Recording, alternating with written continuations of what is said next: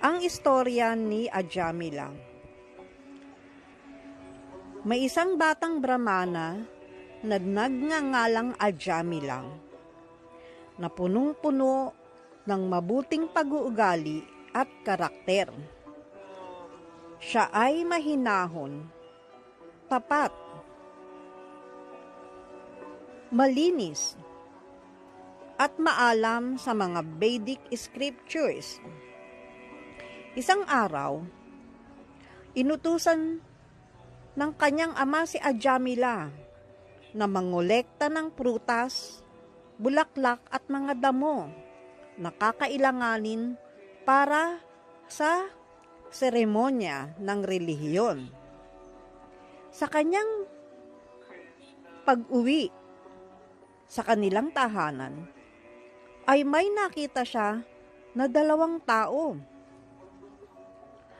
na naghahalikan at nagyayakapan.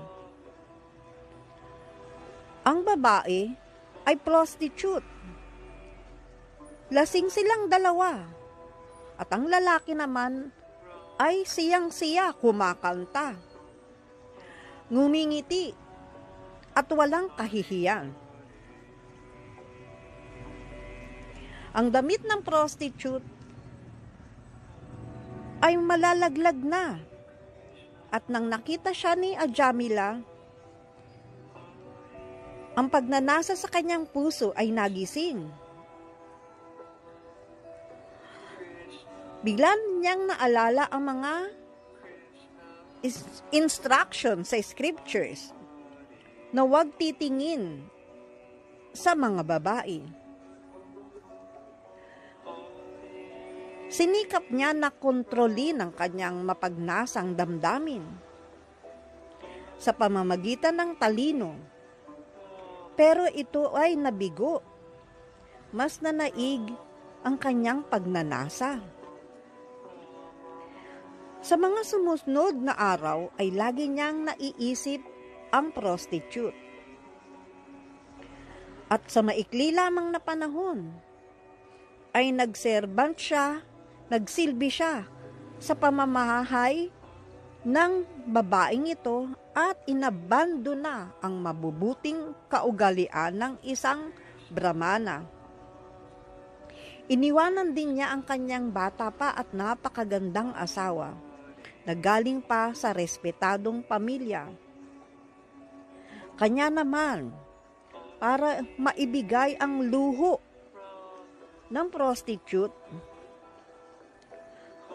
si Ajamila ay gumawa na ng mga hindi mabubuting gawain.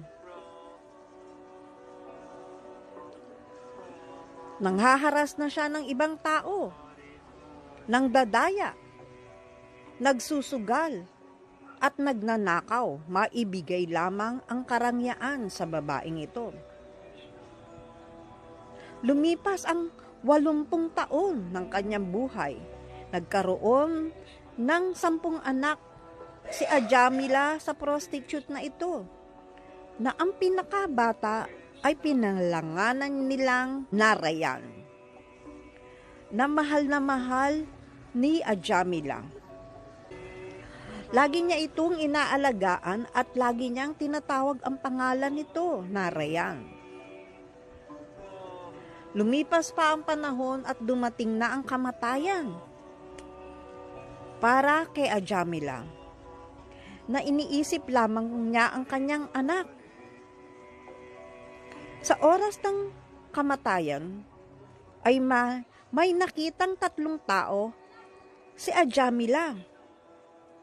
Dispormenhado ang kanilang itsura. Nakakatakot ang kanilang mga muka. Ang kanilang buhok ay nagtatayuan. Sila pala ay ang mga alagad ni Yamaraj. Ang tawag sa kanila ay Yamadutas. Ang kanilang Panginoon ay si Yamaraj, ang Panginoon ng kamatayan. At dumating sila upang kuhanin na si Ajamila. sa kanyang katawan. Nang makita ni Ajamila ang kanilang itsura, ay sobra siyang nabalisa at takot na takot. At dahil sa kanyang attachment sa kanyang anak na malapit sa kanya ay naglalaro, ay malakas niya itong tinawag na may luha pa sa kanyang mga mata. Narayan! Narayan! Agad-agad ay dumating ang Vishnu Dutas, ang tagapagsilbi ng Supreme Lord Vishnu o Narayan. Agad silang dumating nang marinig nila na may tumawag sa banal na pangalan ng kanilang master na galing sa bibig ng namamatay na si Ajamila. Ito ay binigkas ni Ajamila na talagang may kalungkutan at pagkabalisa.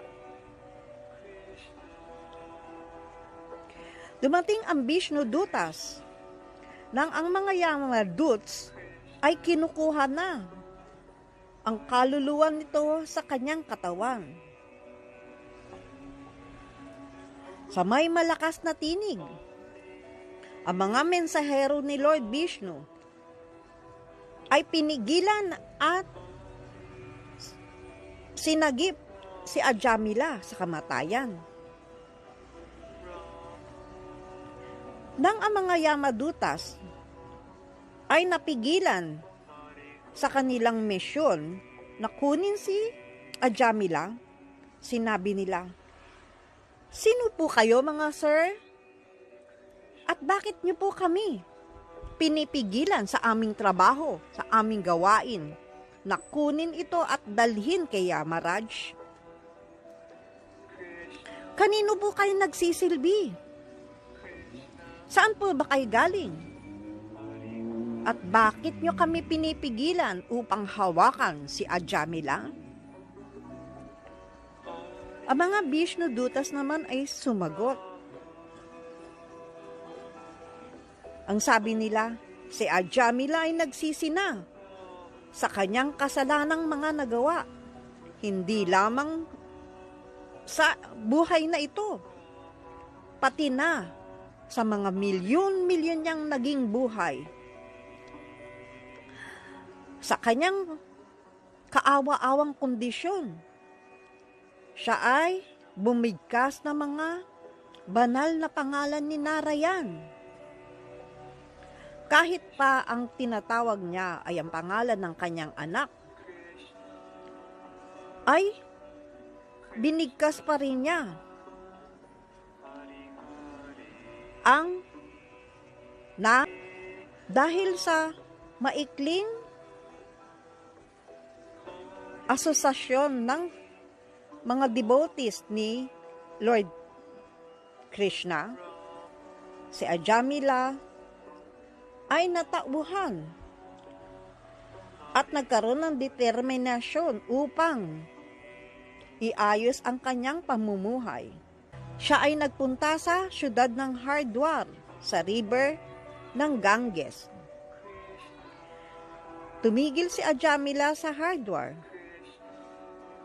at nanatili sa Vishnu Temple, kung saan siya ay muli na nag-practice ng Bhakti Yoga, ang proseso ng devosyonal na paglilingkod, at kinontrol niya na ang kanyang mga senses, nag-meditate ang kanyang kaisipan sa Panginoon, at lagi nang nagsisilbi sa Panginoon. Ang kanyang katalinuhan at ang kanyang isipan ay laging nakapokus sa form ni Lord. Muli ay nakita ni Ajamila ang mga mensahero ni Lord Vishnu, at nang makita niya ito, ay nagbigay siya ng papuri respeto, at siya ay nag-bow down sa kanila. Nanikluhod siya.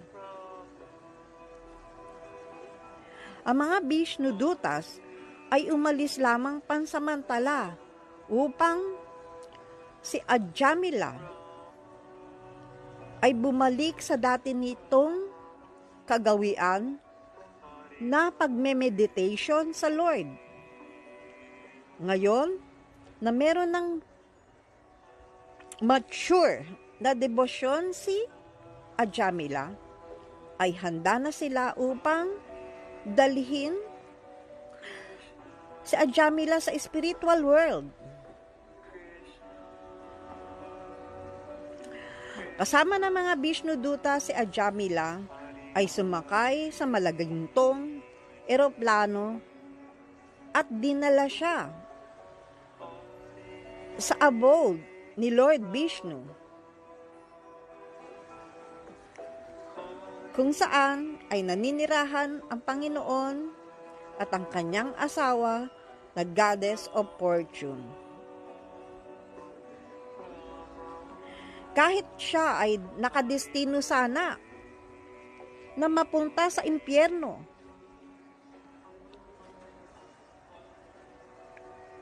ay sinagip siya ng mga Vishnudutas pabalik sa tunay nating tahanan, sa Godhead, dahil lamang sa kanyang pagsasambit ng mga banal na pangalan ng Diyos sa oras ng kanyang paglisan sa katawan. Kaya napaka-importante na inuugali na natin ang pagbigkas sa mga banal na pangalan ng Panginoon. At ito ay malaking tulong sa atin sa oras ng ating paglisan sa katawan, dahil masasambit natin ang mga pangalan niya. At ang pangalan niya ang tutulong sa atin. Haribol.